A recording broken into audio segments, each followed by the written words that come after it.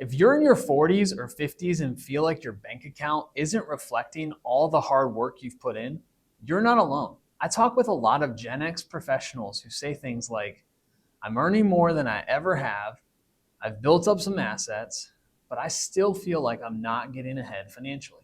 If that resonates with you, let's talk about a few ways to better manage your cash flow and create a little more breathing room each month. For those of you who don't know me, my name's Daniel Miller. I'm a financial advisor who helps families steward their wealth with purpose and generosity. Step 1, consider using a cash flow tracking tool.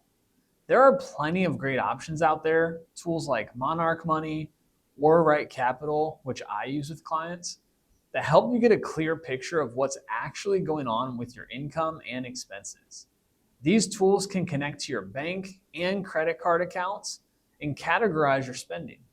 Often, what shows up is eye-opening. It's common to find small, reoccurring expenses that really add up over time.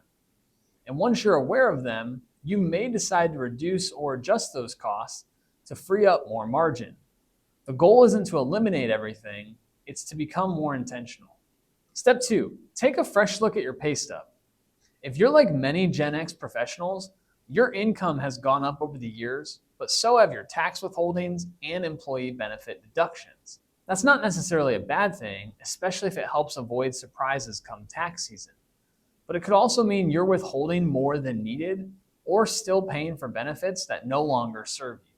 It's worth reviewing. You may find opportunities to adjust your withholdings in coordination with your tax professional or to opt out of certain deductions that no longer align with your current needs. Step 3, identify your big once-a-year expenses.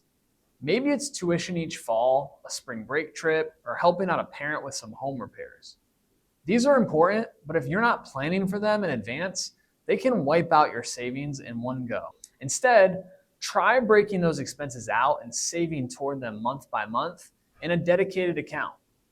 This is called goals-based savings, and it's a simple way to reduce financial stress when those larger bills roll around.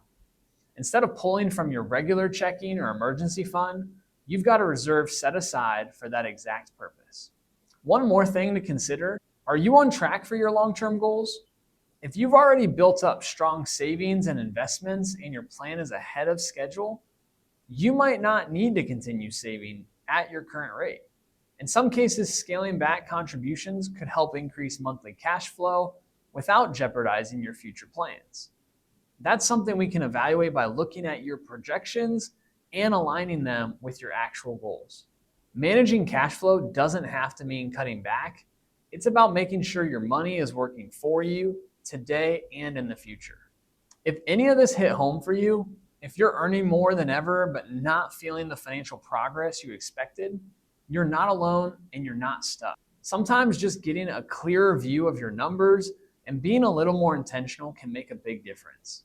If you're curious what this would look like for your situation or want help mapping out your cash flow and long-term plan, feel free to reach out. I'm always happy to have a conversation and see if I can point you in the right direction.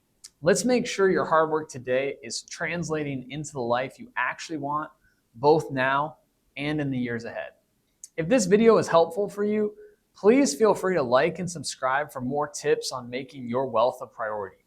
Connect with me on LinkedIn in my description and check out the resources there to help in your journey to financial freedom. If you have any more questions or are interested in finding someone to help look at your finances, don't hesitate to visit my website.